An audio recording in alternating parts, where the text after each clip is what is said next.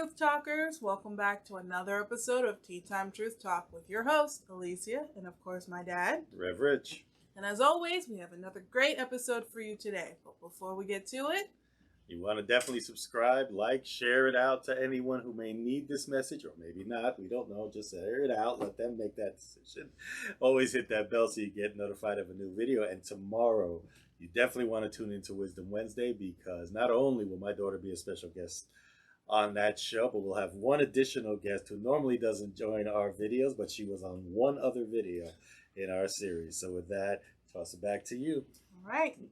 And for today, the lovely topic for today is these bad boys, cell phones. So the situation goes like this. My sister and I get into arguments all the time because she's always on her phone and never wants to do anything else.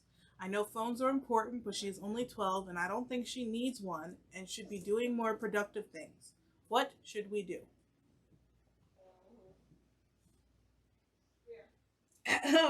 Oh, I'm sorry. See? Phones. All jokes aside, I did that purposely because it is true.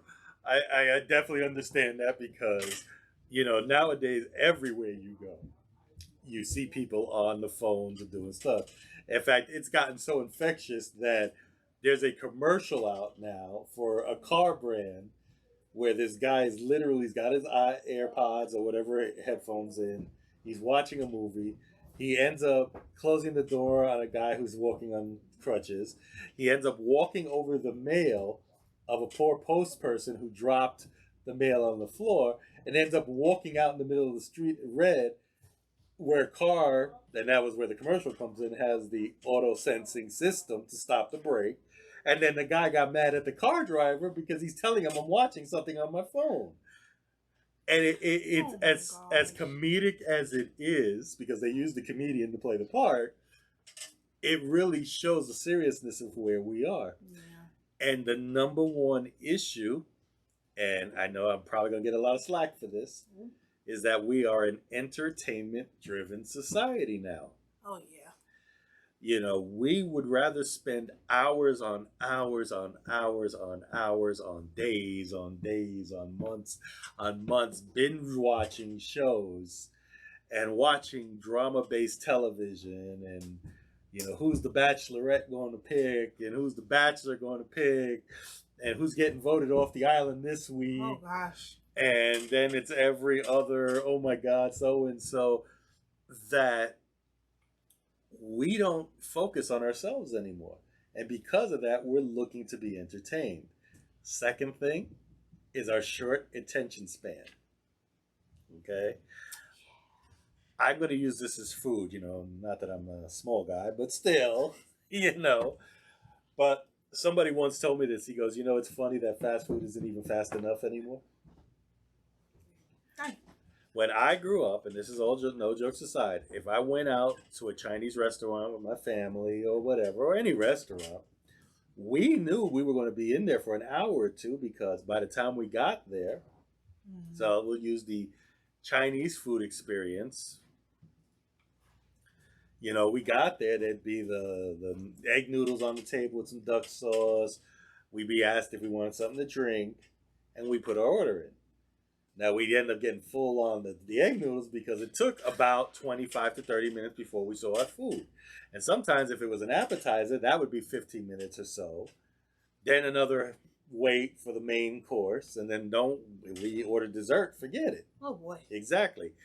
Now, you got people trying to kill each other over the fact that the guy behind them in the drive-thru isn't getting his burger fast enough. We've become and that's where TikTok infamousy came in, because now you can watch videos where YouTube was the place to go for videos, but you got people on there giving instructional videos that are an hour long. I mean, even our talks are usually about 20 to 30 minutes easily, where TikTok is now 1 to 3 minutes. I mean, now I know they've increased it to 10, but it's still in quick increments. And I'm not going to lie, there are times that people have sent me instructional videos and I'll start to watch it, but because you now see this video is going to go 30 minutes and they're just not even giving me information, they're just filling it in to drag it out. And it's like, no. And that's where the problem comes. So our attention span has dropped. So Mm-hmm. what happened is, as generations by generations get affected by this, our newest generation, everything's about the phone. It's small, it's a full computer, it's a music box, it's an internet, it's email, it's everything. Yeah, it's It's a bad. gaming system. It's so now they call it a smartphone, but regretfully, I heard someone once say that it's a smartphone that teaches us how to be dumb. I mean, but it is true. How many people, how many kids do we have now that rather than go out, will sit on their phones? Yeah. You know what I'm saying? Rather than conversate, sit on their phones. I loved it because I saw something about a year or so ago when it was first introduced. Now I've seen it a number of times where you go out with your friends and you take your cell phones and you have to put them face down and on top of each other. And the first person to grab the cell phone had to pay for the whole Yup. thing because it forced you to have a conversation. The sad part is, if you ever have a chance to watch it, it was on Netflix. I can't say I haven't. I don't know if it's still on there. It's called The Social Experiment. And I will tell you, if you're a parent, an older brother who's has open-minded, older sibling, open-minded, whatever, you watch that, you'll have a new outlook on what social media is. But there's a scene that killed me because it was a family, Mm-hmm. and the mother bought a lockbox. So basically, she sets a timer, and the box can't be opened for that time period. And she made everybody put their cell phone in there. So, supposedly, at the table was a teenage son. I will say a preteen girl, father and mother. So they all put their cell phone, they lock it up, they put it up on the counter, they go to sit. So the teenager's boy's phone is vibrating or going off. So of course he's like, "Well, mom, come on, I just want to check to see what that is." No, not till dinner's over. But you notice that the little girl keeps looking over and over. And the story was that she had taken photos of herself and put them up on social media. I don't know what platform, whatever. We'll just, whatever you can imagine. And she was wondering if she was getting likes. And while everybody else is arguing over not having the cell phone, missing messages, this and that, the girl gets up, tries to open it, can't open it, takes a hammer, breaks it because she's so desperate to see if her pictures are getting likes, and then runs upstairs. Wow. And as a father, as a minister who will minister to young kids and teenagers, it killed me because it says, have our society become so distracted with who they are that a young girl, and I'm sure it was just an actress, but she was a good actress because trust me, my emotions were going. She literally went up there and then they showed the disappointment on her face because it wasn't this, it wasn't that, and how the influence of social media has. So when we look at people who are constantly on their phones, it's that. And again, there's a flip side to it because as someone who's a minister, you know, I work a corporate job, and all of that. I have my phone and I'm constantly in emails. I'm constantly answering them if I'm not at a computer. I'm checking on things. Is my, if I'm working on a website, is it mobile friendly? Is it coming? So there are certain times, but it's become so distracting, and imagine, I understand productivity and efficiency, but there was a time I couldn't check my emails or anything unless I went to the computer. Yeah. Yeah, no, especially when you mentioned about the conversation part. I've been there where I've been at parties or like get togethers and literally everybody was on their cell phones. And I'm sitting there like, I have nothing to look at or anything. Like, I don't care. And I'm sitting there like, hello? And it's like everyone was so glued to their phones. And I'm just like, I can't be here anymore.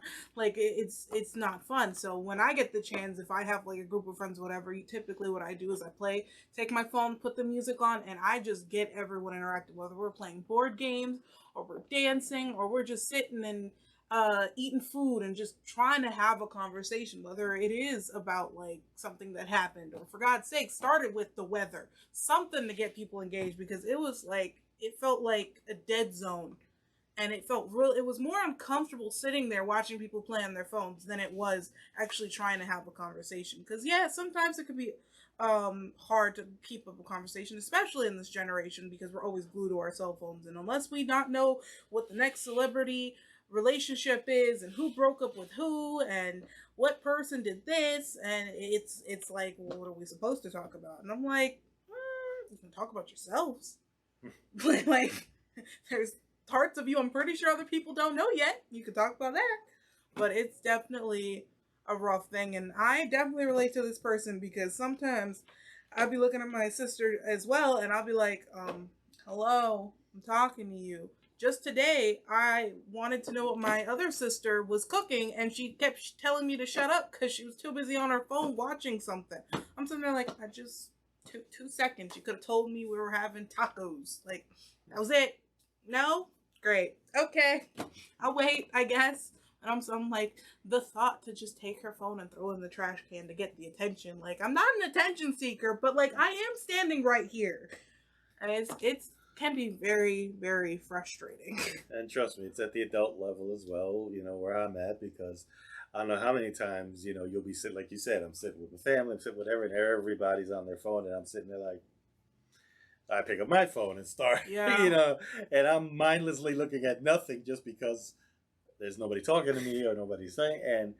And I think the bad part is that we don't realize the damage we do with that because it has separated people. It separates that notion of being together, Mm-hmm.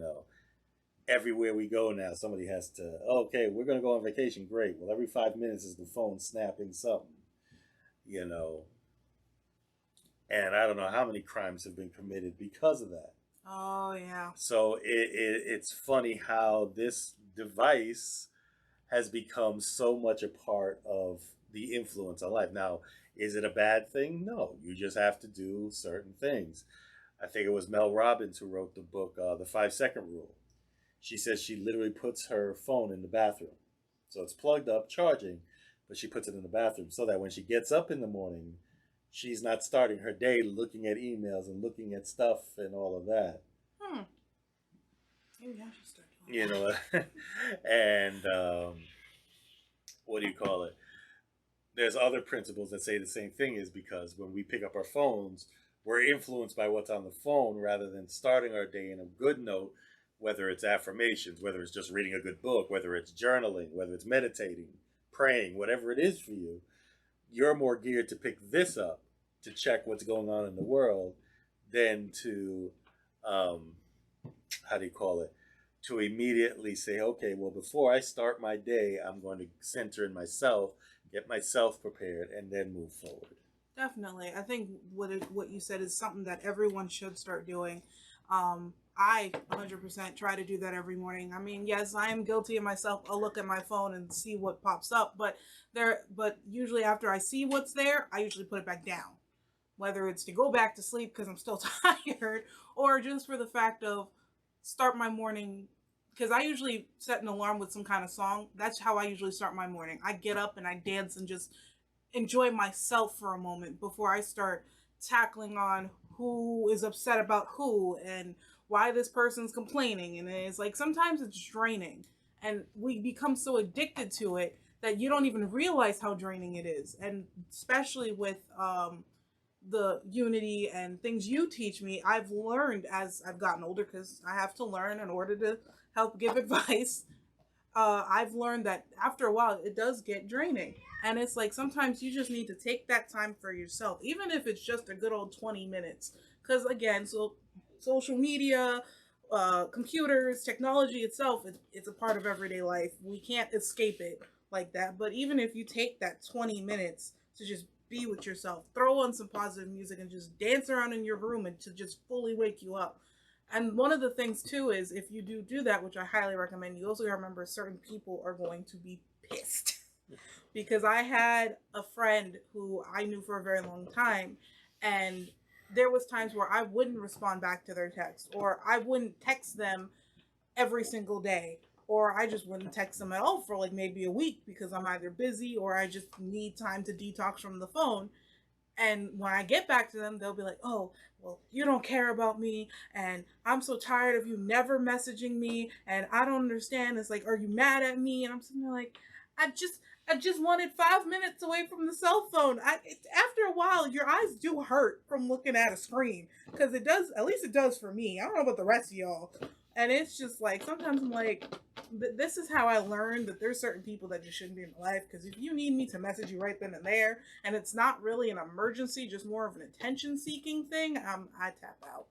I tap out. And it's literally that way. I mean, regretfully, with the phone, on social media, and I know it's probably a whole different talk, but how many people are like, well, I've got a lot of friends. I've got 2,500 friends. Oh boy. Wait, what are you talking about? Oh, on Facebook or Snapchat or whatever the case is, we got so many, and I'm like, I don't know half the people that added me until they actually talk to me and say, hey, Rich, I remember when you came down to New Jersey and spoke on blank, blank, blank, and what you said inspired me. Now I know who you are, but I didn't know, But you have people like that, or people who don't, and trust me, and we've had this discussion before. We talked about helping. I've had people who were used to me dropping everything to be there for them, and now that I am involved in so much that, give me 5 minutes, give me 10 minutes to finish something, or if I'm in the middle of something. I remember I was at a Sunday service while I was still a ministerial student and doing sound, and somebody contacted me and then got upset because I didn't want to speak to him during the service. Yup. And I'm like, well, wait a minute.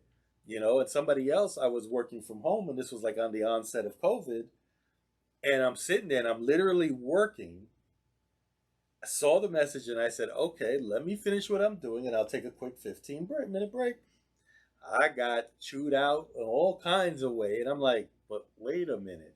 And it's because we've become that instant gratification society that these phones have become a big part of it. Mm-hmm. So is the phone evil? No. This is all on you. How you use it, how you give it its attention, and what you are willing to do to separate from it. So yes, the phone is important. There are emergencies. I can get my emails. I can do a lot of stuff on this phone. But should it rule my life? No. There's just too much out there that, and especially in the position I'm in now, where I'm trying to be someone of influence, not social media influence, but someone of influence to people that I want them to become leaders and become influencers, and so forth and so on. Me looking at the phone ain't gonna do nobody any good.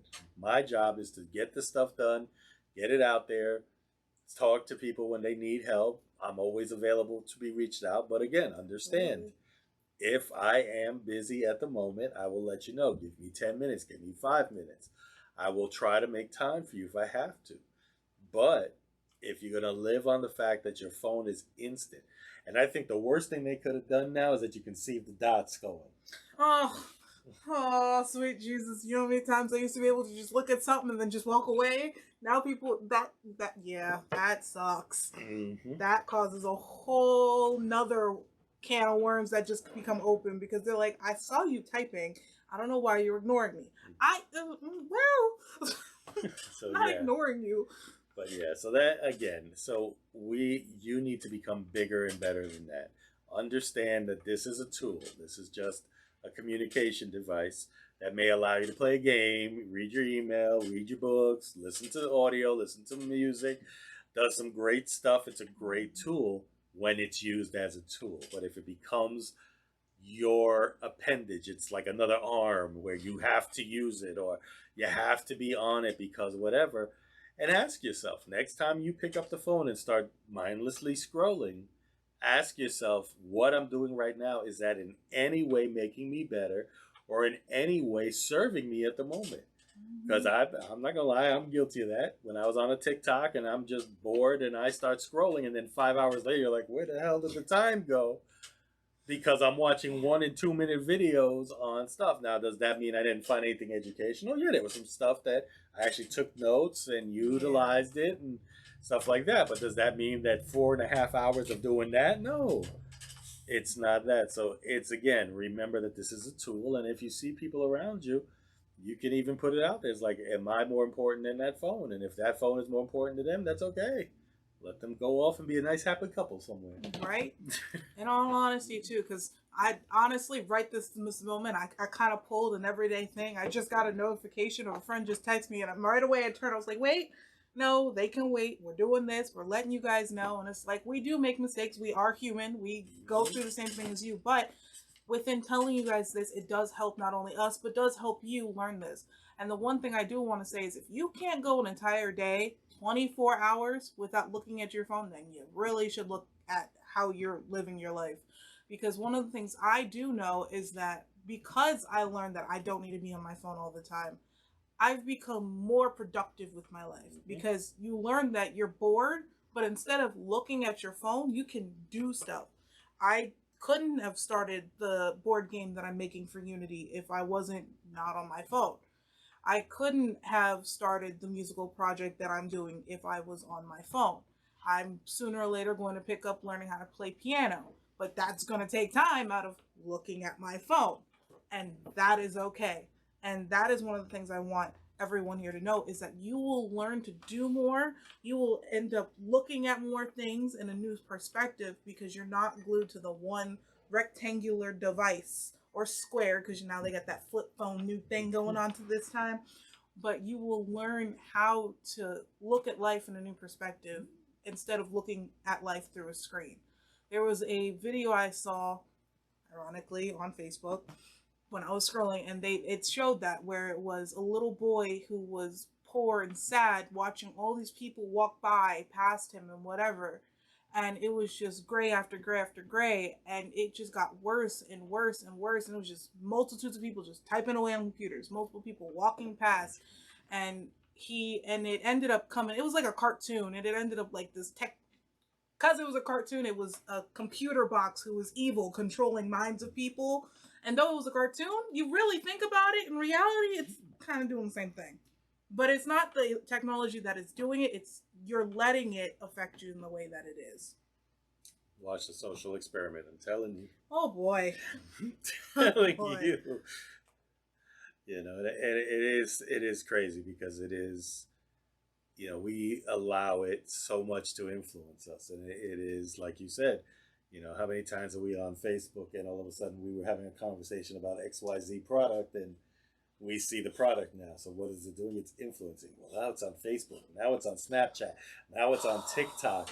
I need to get this. Oh, it's exactly. A shopaholic. It's bad. Exactly. It's bad. You know, and you, or even how many people do you know are how do I say, are influenced by watching certain TikToks of certain videos, whether it's an Instagram short or Facebook short, or even on Facebook or any of the other social medias out there that are influenced by that without getting a full story as to what happened. Yeah. So again, I mean, at the end of the day, we deal with all kinds of people on their phones, but in the end, the only person we can change is us. Mm-hmm. So if we find ourselves doing exactly what we're talking about, is find a way to say, hey, let me move that phone over for now. Let me put that phone away. Let me charge it, put it in another room. I'm going to enjoy time with my family, enjoying time for myself, whatever it is. And if you are on your phone for whatever reason, use it as a tool. Mm-hmm. I mean, learn something. I mean, Udemy is a perfect example. I use them for a lot of stuff I wanted to learn. And they have an app on the phone where if I'm outside and I'm not doing anything, or I'm enjoying a cigar and I'm by myself, whatever, I can go on Udemy and continue my learning on there. I have Audible on my phone, so I can listen to audiobooks. Kindle will read your books for you. Oh, that sounds so nice. You know what I'm saying? So there are so many uses for your phone. But if all you're doing is doing mindless things on it and avoiding the rest of the world, then trust me, you're missing out on a lot. Absolutely. And so to answer your question, me personally, at an age range, it kind of differs because there are a lot of circumstances where kids at a young age do need a cell phone. Now, if that's the case for you guys or if it's not, that's a different story.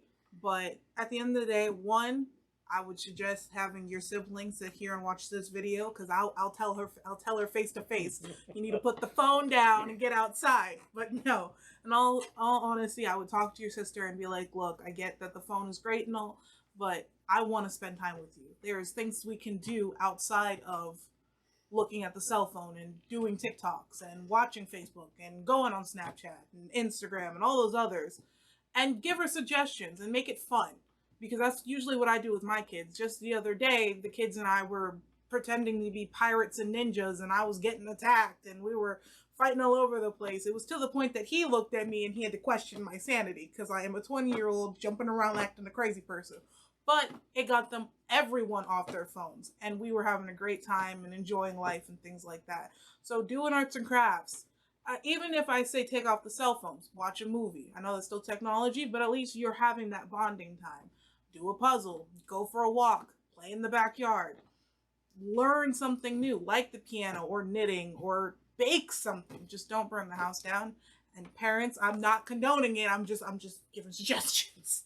But different things like that. And I would definitely have a sit down and talk to her about it, because at the end of the day, she probably just doesn't know as well. So with that being said, to sum it up, as what we were saying is, yes, it definitely is a mindset, and I am giving homework. I would have you challenge yourself to see if you can go 24 hours without your phone. If you cannot, then I would look at yourself and try to work on that. And start by doing what I do in the morning is, I don't know if you have an Alexa or anything, but play some music, or just take 20 minutes to yourself every morning, just to yourself. No looking at the phone, no texting, no none of that, and just enjoy life. Even if you just got to stand outside in your porch. I love doing that, because that fresh air and that early morning rise, and it's just calming, and it centers yourself before you start a busy day. And with that being said, as always, we love you. Nothing you can do about it. And we'll see you next time.